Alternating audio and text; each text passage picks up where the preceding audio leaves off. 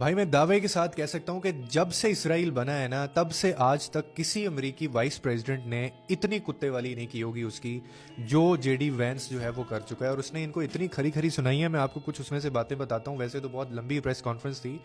Israel को उसने ऐसी माँ बहन उनकी एक की है कि आप हैरान रह जाएंगे। कुछ ऐसी बातें भी उसने कह दी हैं जो जज्बात में आकर इंसान कह देता है और ऐसा लगता है कि जैसे अब अमेरिका खुद जो है वो फ्रस्ट्रेट हो रहा है। जेडी वैंस ने इसराइल के प्राइम मिनिस्टर को पता है क्या बोला? उसने कहा है कि जितने भी पिछले 3-4 महीने में तुम्हें जो डिफेंस हमने वेपन्स दिए हैं ना, वो सारे के सारे जो हैं वो अमरीकियों ने दिए हैं। वो हमारे टैक्सों से हो के तुम तक आए हैं और उनकी जो प्राइस है वो हम पे कर रहे हैं। और ये टोटल साल का $4 बिलियन मिलिट्री असिस्टेंस बनती है जो हम तुम्हें देते हैं। तो ये जो तुम बात करते हो ना कि तुम अपने दम पे खड़े हुए हो, ये हम तुम्हें सपोर्ट करते हैं। हमने तुम्हें आइसोलेट होने नहीं दिया, वरना पूरी दुनिया के अंदर तुम इस वक्त आइसोलेट हो चुके हो। और शुक्र अदा करो ट्रंप का और ट्रंप एडमिनिस्ट्रेशन का कि जिसने तुम्हें नहीं छोड़ा, एलाई बना के रखा तुम्हारे साथ। वरना पूरी दुनिया जो है वो तुम्हें खत्म करने के ऊपर लगी हुई है, सिर्फ अमेरिका तुम्हारे साथ खड़ा हुआ है। उसके बाद उसने इतनी खतरनाक बात बोली इसको, तुम्हारे टोटल मुल्क की जो आबादी है ना वो 9 मिलियन लोगों की है और तुम्हारे नज़दीक जो नेशनल सिक्योरिटी है वो सिवाय किलिंग के कुछ और नहीं है। मतलब तुम कहते हो बस बंदे को मार दो, वॉर लगी रहे,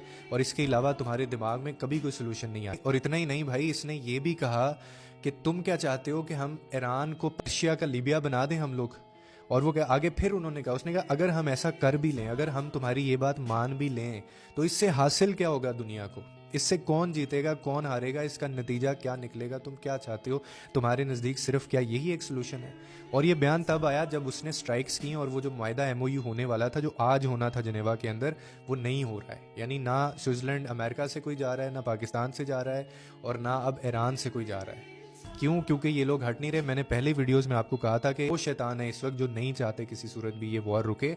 एक है ये नेतन्याहू और दूसरा है इंडियन जो प्राइम मिनिस्टर मोदी है, जिन्होंने खुल के अभी तक पीस टॉक का नाम भी नहीं लिया। अगर तुम्हें नहीं यकीन आता तो तीसरी चौथी वीडियो पीछे जाके तुम मेरी वो देख सकते हो, तुम्हें पता चल जाएगा। अब जो है वो everything is back to zero again. कोई नहीं जा रहा। स्विट्जरलैंड में जो मायदा होने जा रहा था अभी फिलहाल वो रोक दिया गया है। और इतना ही नहीं बल्कि इनके जो डिफेंस मिनिस्टर हैं इसराइल के, उनकी तरफ से एक बहुत खतरनाक बयान जारी हुआ है।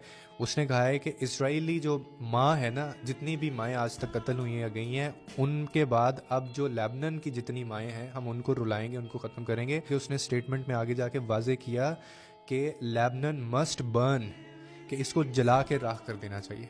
अब आपको समझ आ रही होगी कि सारी गेम क्या है, कि ये डोनाल्ड ट्रंप भी नहीं है, अमेरिका भी नहीं है, इसकी वजह से ये सारे मामला खराब है। लेकिन अब ऐसा लग रहा है कि जैसे अमेरिका और इसराइल की भी आपस में एक दूसरे के साथ नहीं बन रही है और ये भी आमने सामने आ रहे हैं। तो इस चीज़ पे खुशी होगा कि अगर अमेरिका इसराइल को जवाब देना शुरू हो जाए तो इसका मतलब है कि तुम मजबूर हो रहे हो और तुम ये जंग हार रहे हो। क्योंकि जब भी तुम अपने सबसे करीबी इत्तेहादी को ललकारना शुरू कर दो, उसके साथ तुम ऐसे अल्फाज इस्तेमाल करना शुरू कर दो, तो इसका मतलब है कि तुम्हारे हाथ से चीज़ें निकल रही हैं।